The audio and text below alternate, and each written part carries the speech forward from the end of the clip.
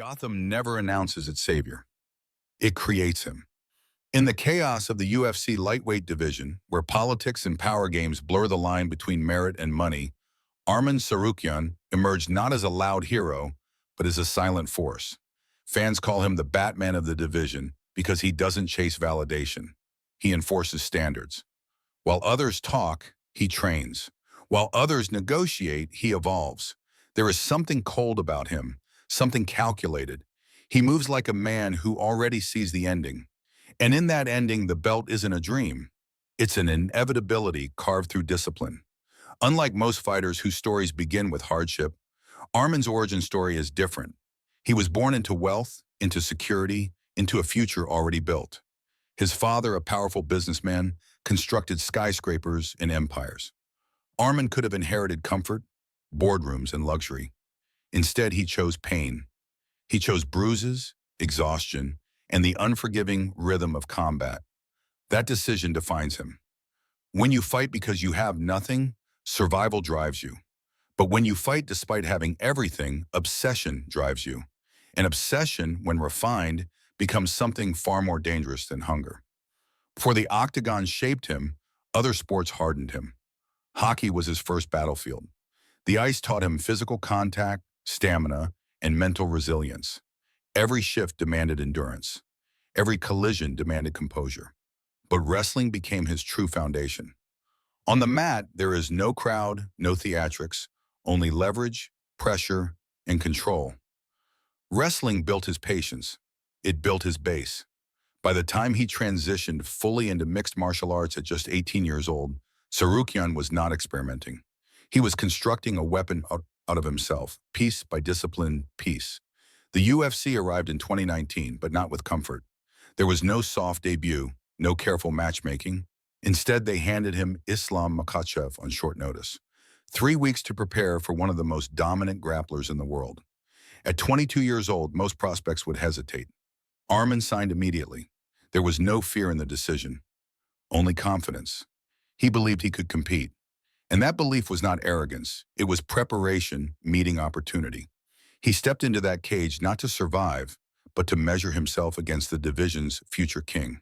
What followed shocked the division. Instead of domination, fans witnessed a razor-close war. Tsarukyan defended takedowns, initiated scrambles, and even planted Makhachev on the canvas. The pace was relentless. The exchanges were technical and brutal. Though he lost the decision, the narrative shifted instantly. Islam did not walk through him. He was tested.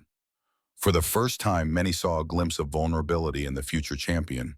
And Arman, despite defeat, left the octagon elevated. Sometimes losing reveals more about greatness than winning ever could. After that night, Tsarukyan entered a strange space within the division, too dangerous to ignore, yet not profitable enough to prioritize. While former champions traded headline fights and million-dollar paydays, Arman quietly dismantled whoever stood in front of him. Olivier Aubin-Mercier fell. Matt Frivola was overwhelmed. Damir Ismagulov felt the suffocating pressure of his grappling. There was no hype machine behind these victories, no dramatic callouts, just clinical domination. And with each performance, he sharpened himself further, evolving from prospect into legitimate threat. Then came adversity. A controversial decision loss to Mateusz Gamrot threatened to stall his momentum. Many fighters crumble after setbacks like that. Tsarukyan recalibrated. He studied the flaws. He adjusted. The return was different. His striking became more confident, his transitions smoother, his aggression more controlled. The Gamrot loss did not derail him. It refined him. Sometimes the darkness sharpens vision. And when he stepped back into the cage, it was clear he was no longer just a wrestler. He was becoming a complete mixed martial artist. Beneil Dariush represented the gatekeeper to legitimacy. Ranked high, respected across the division, dangerous in every phase. The stakes were enormous. And then, in 60 seconds, it was over. A vicious knee connected, a right hand followed. Dariush collapsed under the precision of a man who had waited too long for recognition. The finish was not lucky, it was rehearsed violence. In 1 minute, Tsarukyan forced the entire lightweight division to pay attention.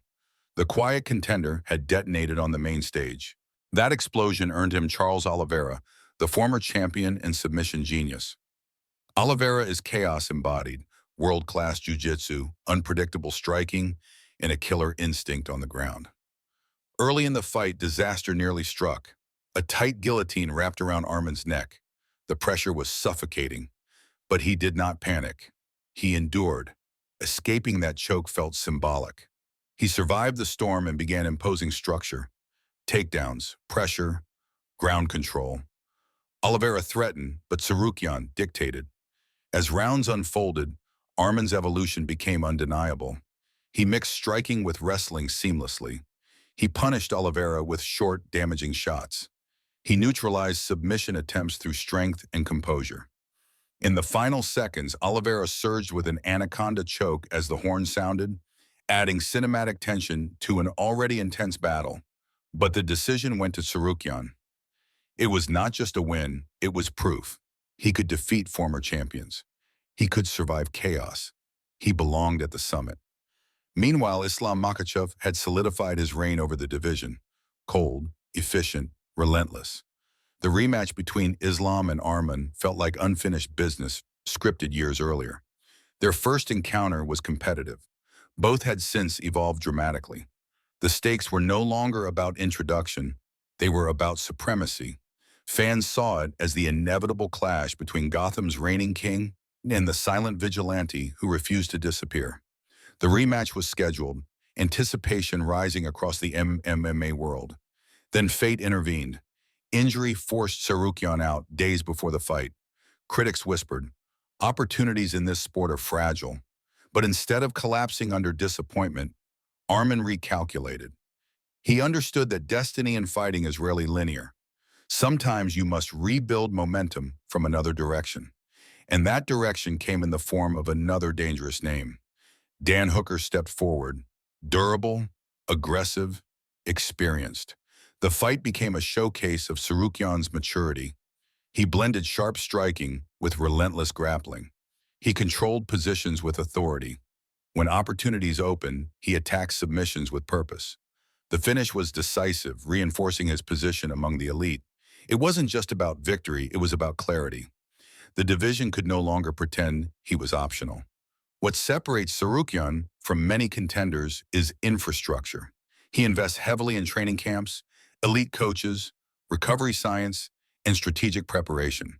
He approaches fighting like his father approaches construction, systematic, calculated, long-term. There is no reckless spending on image, no distraction. Every resource feeds performance. He is not building fame. He is building inevitability.